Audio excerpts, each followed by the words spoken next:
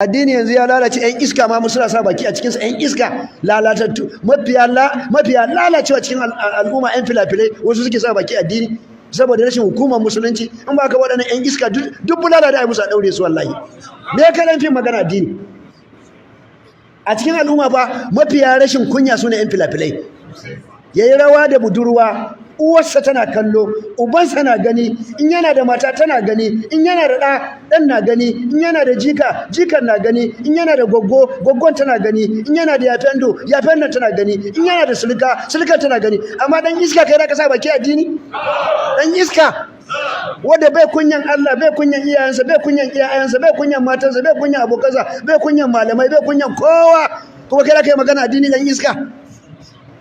Saboda kun raina mutane an bar ku. Wallahi yau inda ina da gwamnati, billahi lazi ba dan iskan da zai sake fima a kasar nan.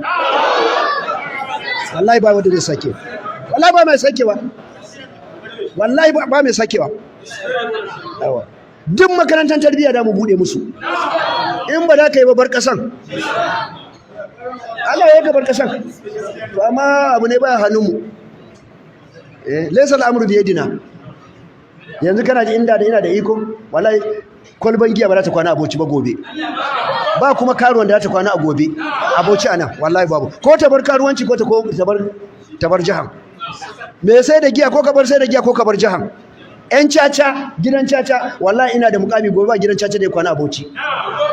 Ko ku bari ko ku bar baucin. Amma ba mu da mukami. Laysal amru bi aidina. An abun baya hannunmu, baya da rami.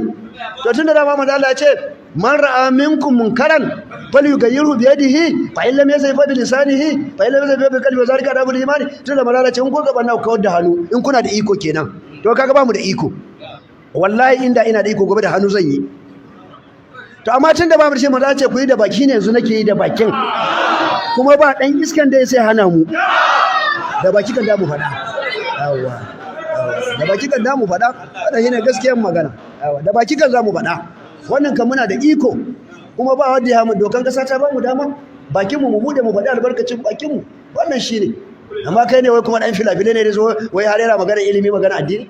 Ka gyara kanka mana. Ka gyara kanka. Ka daina rawa da ƴaƴan mutane, rashin kunya. Ka daina wannan. Wai bai san dan fim dan iska bane, wai bai sani bane.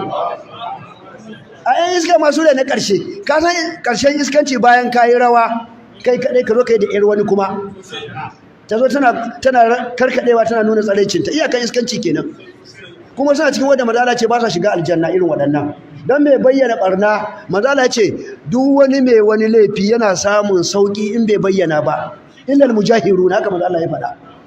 Duk wani mai laifi zai samu sauki, amma mai bayyana barna a fili ba a masa aguwa shi, tunda yana baza ta ne ana koyi da shi, ba a masa aguwa. To ƴan filafilai suna bayyana barna ko ba su bayyana ba? Don kana neman ƴan iska na ƙarshe, don ka samu ɗan fim ka tsaya a nan, number 1 kenan. Wanda ke bayyana barna ba sa jin kunya, ba sa kunyan Allah, ba su kunyan manzon Allah, ba su kunyan malamai, ba su kunyan sarakuna, ba su kunyan ƴaƴansu, ba su kunyan matansu, ba su kunyan surukai, ba su kunyan duk wani mai mutunci. Haka suke yi, ko ba haka bane?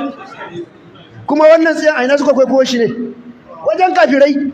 Filafilan Amerika suka dauko, filafilan India, filafilan China suka da suke dabbaka a cikin al'ummar su na musulunci, ko ba shi bane? Sun ji su dauko sunnan manzon Allah a Madina, sun ji su dauko. Sun je Amerika sun dauko iskanci, sun je China sun dauko iskanci, sun je India sun dauko iskanci, sun je Australia sun dauko iskanci, sun je Ingila duk suka dauko iskanci. Ku je Madina ku dauko sunna mana kamar yadda muka je muka dauko. A Madina na je na yi karatu can na dauko, kuma ku je ku dauko ku zo mu yi gasa akan aikin alheri, ko ba haka bane? Wa fi zalika falyatanafasul mutanafisuna. Haka Allah dai ba da aikin alheri ce to ga wurin gasa fa, ga wurin gasa wajen aikin alheri ya da sunna. Saboda haka a hirdin ka dan fim,